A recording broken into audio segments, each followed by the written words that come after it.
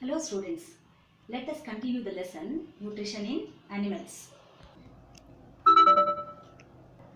Now, the partly digested food from the stomach now enters into the small intestine.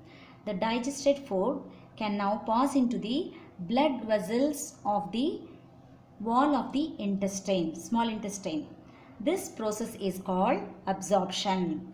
Now, when the digested food enters into the blood vessels in the wall of the intestine, this is called absorption. The inner walls of the small intestine have thousands of finger-like outgrowths.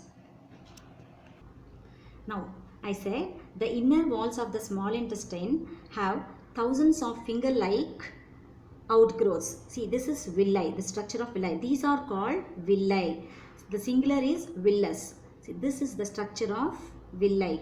Now, can you guess what the role of villi could be in the intestine? The villi increases the surface area for absorption of digested food.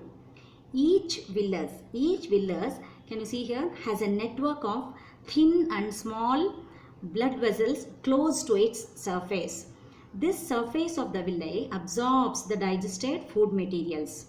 The absorbed substances are transported via blood vessels, through the blood vessels to different organs of the body, and they are used to build complex substances such as the proteins required by the body.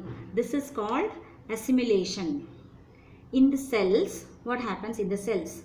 Glucose breaks down with the help of oxygen into carbon dioxide and water, and also energy is released. And this is how the digested food gets complete digestion takes place in the small intestine, and how it is absorbed and how it is transported to all the cells of the body.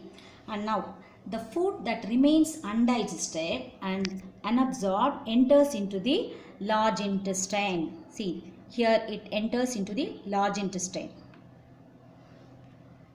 What happens in the large intestine? The large intestine is wider. Can you see? It is wider than the small intestine and shorter than small intestine.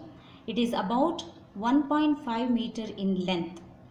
Its function is to absorb water and some salts from the undigested food material. The remaining waste passes into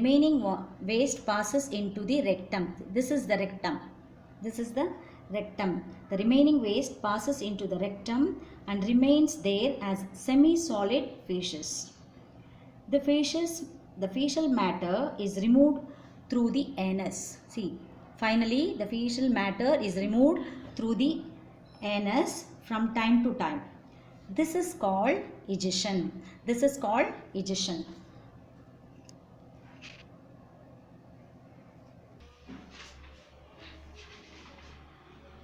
Now, we have come across the steps involved in nutrition, that is ingestion, digestion, absorption, assimilation, and finally egestion.